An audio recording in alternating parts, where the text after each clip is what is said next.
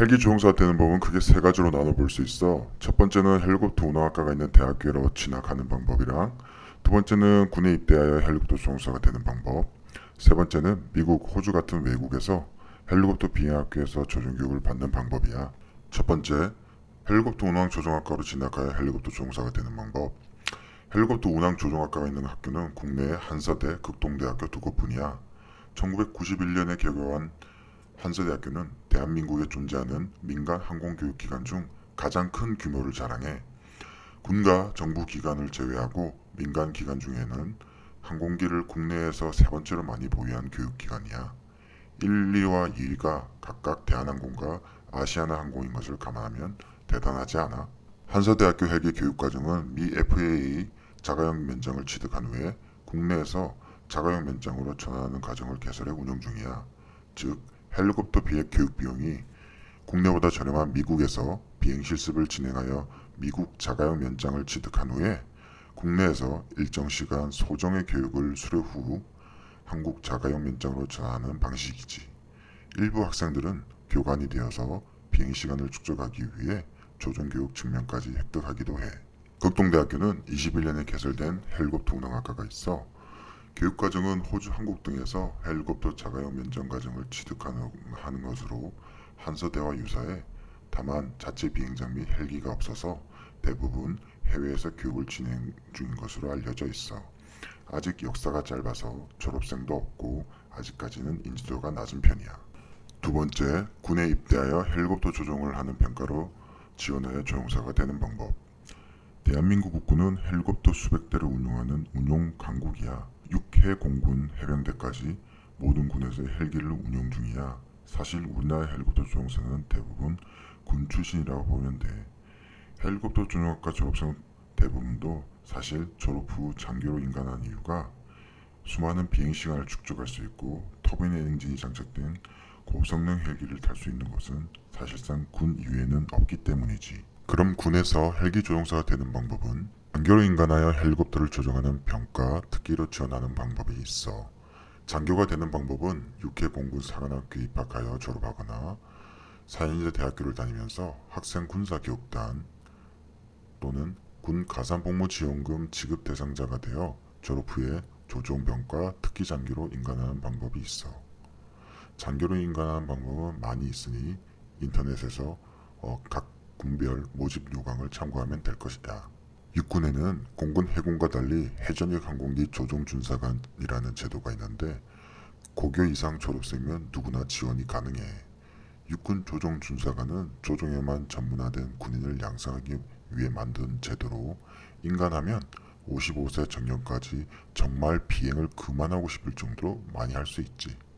또한 경력직 조종준사관 제도가 있는데 말 그대로 군에서 비행을 하신 분들 중에 진급이 되지 않거나 정년이 얼마 남지 않은 장교분들 또는 지휘관 참모로서의 삶보다 워라밸을 중시하는 젊은 조종 장교분들이 조종 준사관으로 신분을 전환하는 거야. 최근 해병대에서도 경력직 준사관 제도가 생겨서 일부 인원들을 선발하고 있다고 해. 세 번째, 미국, 호주 같은 외국 비행학교로 유학하여 헬리콥터 조종사가 되는 거야. 사실 외국 유학은 당신이 대학교는 다른 학과를 나왔고 군에는 가기 싫고 돈은 많은데 어쩔 줄 모르겠다면 고려해 볼 만한 옵션이야. 미국은 헬기 교육 비용 역시 사업용 계기 면접 획득까지 다 합해서 9만 달러에서 13만 달러로 저렴한 편인데 사업용까지 모두 취득하면 약 200시간 내외의 비행시간을 쌓게 되지. 이후에도 교관 과정을 통해 타임빌딩을 하고 수백 수천 시간을 쌓아서 관광 헬기, 개인 차터드 헬기, EMS 등 민간 헬리콥터 시장에 취업하는 것이 목표인데 해외 업체에 들어갈 수 있는 정도의 비행 시간과 영어 능력을 갖춰야 해서 상당히 어려워. 개인적으로 추천하는 헬기 조종사가 되는 테크트리는 헬리콥터 운항학과를 졸업해서 자가용 면장을 따고 공군 해군 조종장교 또는 육군 조종준사관으로 지원하는 거예요. 그런데 아마 이런 의문이 드시는 분들도 있을 거예요. 일반대 다니면서 ROTC나 군복무 가산지원금 지급 대상자, 흔히 말하는 군 장학생이 되어서 군 장학금 받으면서 헬기 조종사가 되면 되지 왜 조종학과를 가냐고. 그건 바로 비행교육 도중 중도 탈락하는 그라운딩 때문이에요. 조종병과로 장교로 임관하면 각 군별로 비행교육을 받게 되는데 군에서 비행교육을 떨어지면 비조종병과 특기로 분류되어 본인의 의무복무 기간 동안 조종과 관계없는 직무에 복무해야 돼.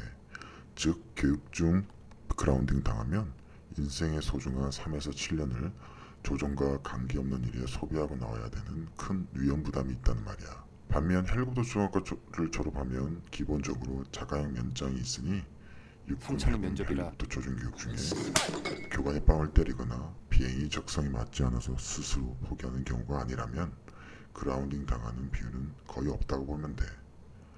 공군은 고정익 교육을 같이 받으니 고정익에서 교육적 떨어져서 그라운딩을 당할 수는 있어. 그거는 케바케니까 본인의 노력에 따라 바뀔 수 있다고 생각해. 종합해보면 헬리콥터 조종학과를 나와서 군 장교로 임관하는 것은 바로 수업 시간에 애습하고 수업을 듣는 것과 그냥 와서 듣는 수업 이해도의 차이, 즉 선행학습의 중요성이지. 지금까지 헬리콥터 조종사가 되는 방법 3가지를 알아봤는데, 첫째, 헬리콥터 운항학과를 졸업하여 조종사가 되는 방법. 둘째, 군에서 조종평가 특기를 받아 비행기육수 조종사가 되는 방법. 셋째, 해외 항공유학을 통해 헬리콥터 조종사가 되는 방법이지. 그런데 사실상 국내에서는 자가용 면장을 따더라도 군으로 가서 헬리콥터를 탈 수밖에 없어. 그 이유는 다음 시간에 알려줄게. 존나 카리스마 있어. 이만.